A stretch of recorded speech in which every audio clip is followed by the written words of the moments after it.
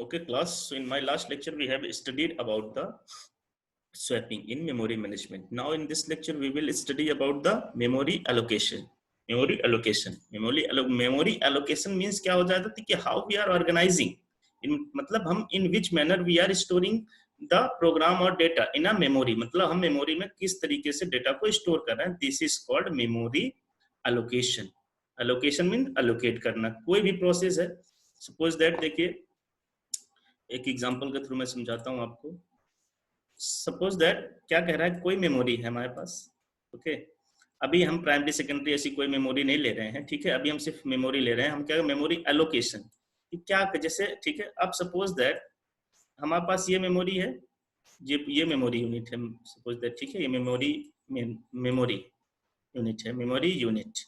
अब यहाँ पे हमें एक प्रोसेस को स्टोर करना है. क्या करना है, पी प्रोसेस.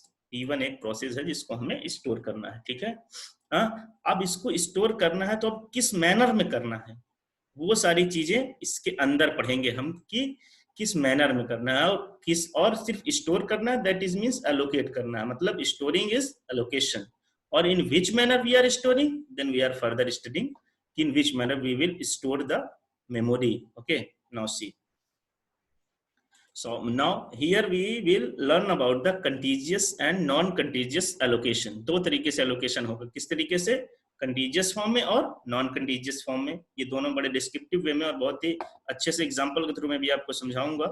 ठीक है, सो देखिए अब नीचे कि what is the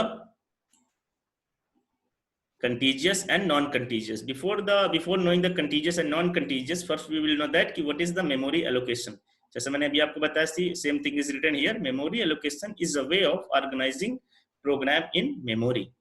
कि हम किस तरीके से प्रोग्राम को मेमोरी में सेव करते हैं. That is called what called allocation. Okay, now we will learn about the contiguous and non-contiguous memory allocation. What is the contiguous and non-contiguous? See, this is contiguous and this is non-contiguous. Okay, so contiguous means program must exist a single block of contiguous address. See, must, main thing is focused here. Just focus here. What is written here? Single block. Contiguous means main thing. Contiguous means single block. This is the main thing.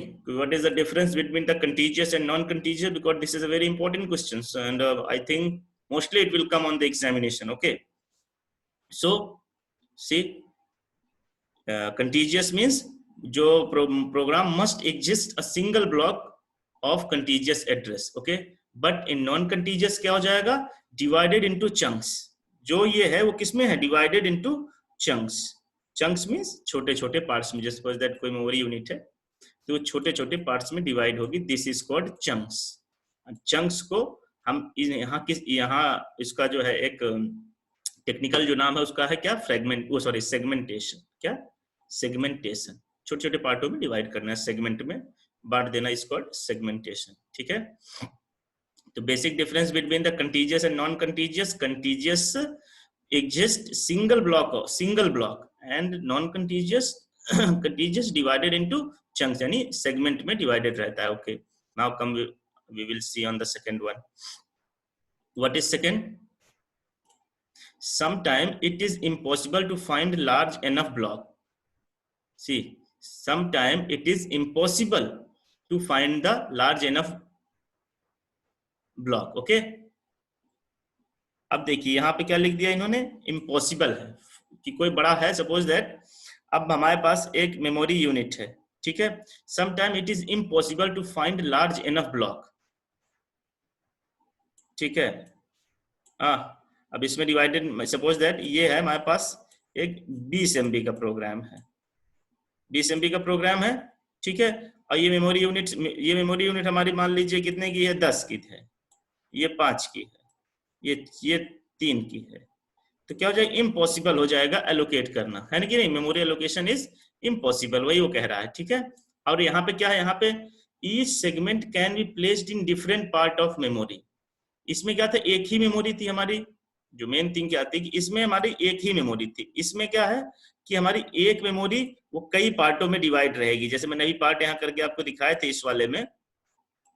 ठीक है, तो इस वाले में क्या था कि सारी चीजें बारी बारी से नहीं, ये सिर्फ एक ही बार स्टोर हो जाएंगी जहां भी स्टोर, और ये क्या है, ये चंक्स में स्टोर हो जाएंगे धीरे धीरे करके, एक या कुछ यहाँ स्टोर हो जाएगा, कुछ यहाँ स्टोर हो जाएगा, कुछ यहाँ स्टोर हो जाएगा। तो ये डिफरेंस है बेसिकली किसमें, कंटीजियस और नॉन कंटीजियस में। थर्ड पॉइंट क्या है, it is having low overhead on operating system. Overhead means इसमें फ्री स्पेस नहीं बचता है, यदि जितनी मेमोरी है उतना ही, जैसे हमारे पास 10 GB की स्पेस है तो हम 10 GB ही वो कर पाएंगे, हम ये 8 GB 8 GB नहीं करेंगे, समझ रहे हैं, मतलब जितना है उतना ही स्टोर करता है क्या, कंटीजियस फॉर्म में।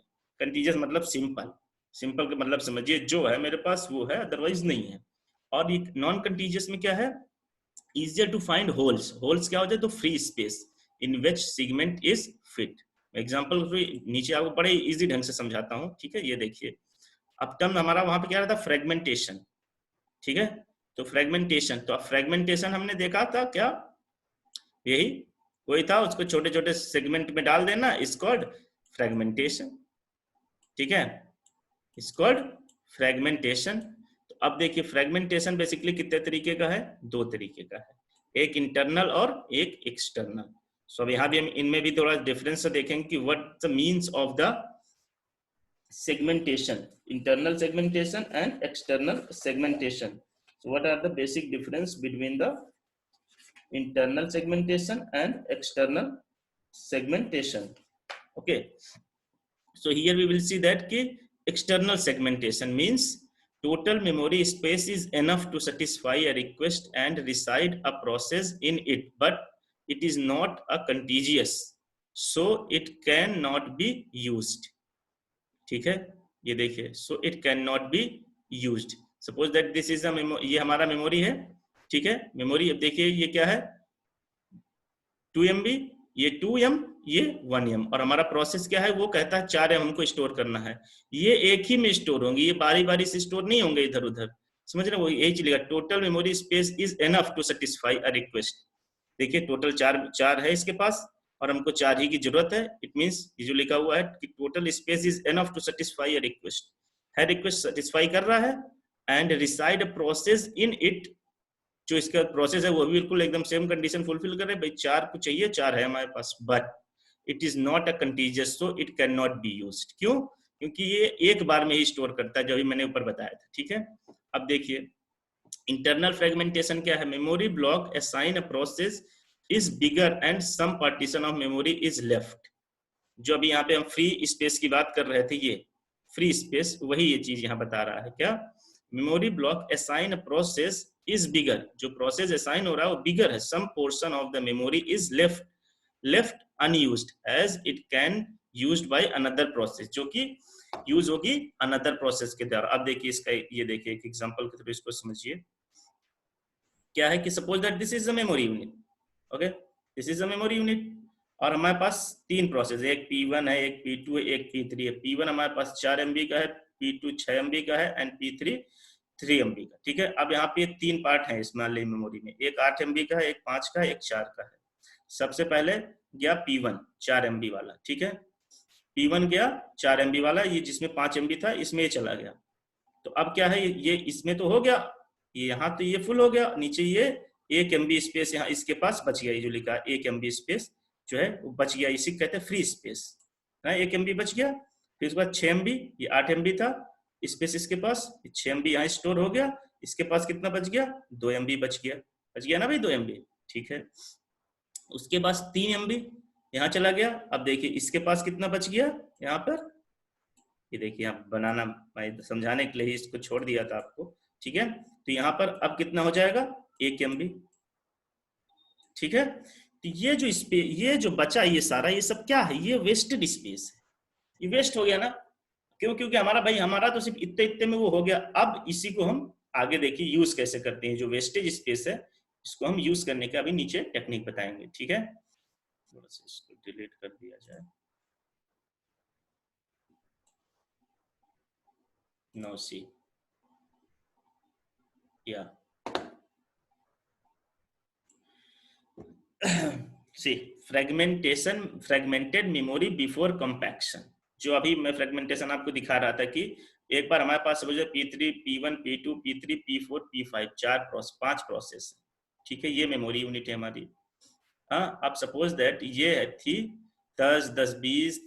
देखिए अभी मैं इसको एक एग्जांपल के थ्रू समझाता हूँ। सपोज दैट ये 10 की थी, ये भी 10 की थी, ये 20 का था, हाँ, और ये भी 10 की थी, ठीक है। और हमारे पास प्रोसेस जो था, पहला प्रोसेस 9 MB का था, दूसरा प्रोसेस 8 MB का था, ठीक है। हाँ, तीसरा ये देखिए, ये दोनों प्रोसेस सपोज दैट 7 का था और 8 का था, ठीक। और ये हमारा प्रोसेस 9 का था, ठीक है भाई, ठीक। अब देखिए ये क्या है कि 10 कितना 10 था, ये P1 के, ये 10 था इसके पास टोटल, और P1 की वैल्यू कितनी 9। तो कितना इसके पास वेस्टेड स्पेस, ये एक ये पोर्शन हो गया, दो ये हो गया, तीसरा ये हो गया, ठीक है। हाँ, तो इसके पास वेस्टेज कितना बचा, वेस्टेज कितना बचा इसके पास, 1 MB इसका वेस्टेज हो गया। 8 2 10, ये था 2 MB, इसका वेस्टेज हो गया, ठीक है। इनके पास दो, 8 2 10 5 15, तो इसका मतलब मुझको इसको कितना पढ़ना पड़ेगा 10। हाँ, ये 10, ये दोनों 18 20, तो यहाँ पर ये 2 आया, ठीक है। ये 2 का था, नहीं नहीं, इसको इसको हमें 11 करना पड़ेगा, सॉरी, ये 11, ठीक है।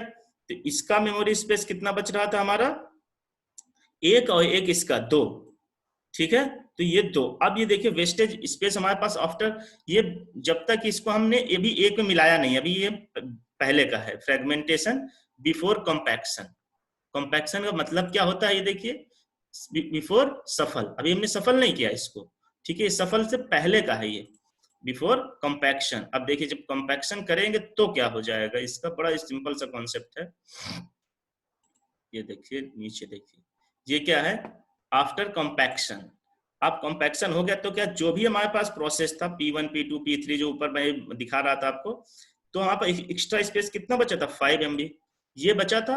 अब इसको क्या है, ये कोई दूसरा प्रोसेस अवेल कर लेगा। अभी तक क्या था, अब देखिए यहाँ पर कोई अवेल नहीं कर सकता था, यहाँ पर कोई अवेल कर सकता था, ये बीच बीच में थे, इनको कोई नहीं अवेल कर सकता, लेकिन यहाँ पर अब इसको जो है अवेल किया जा सकता है, यहाँ पर इसको प्रोसेस को यहाँ पर अवेल किया जा सकता है। C external fragmentation can be reduced by compaction और shuffle free memory together in one large block.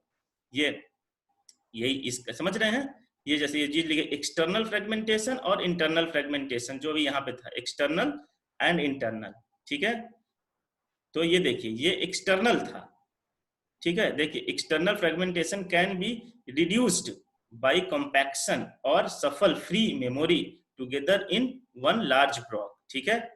And internal fragmentation can be reduced bye effectively assign the smallest person but large enough for the process.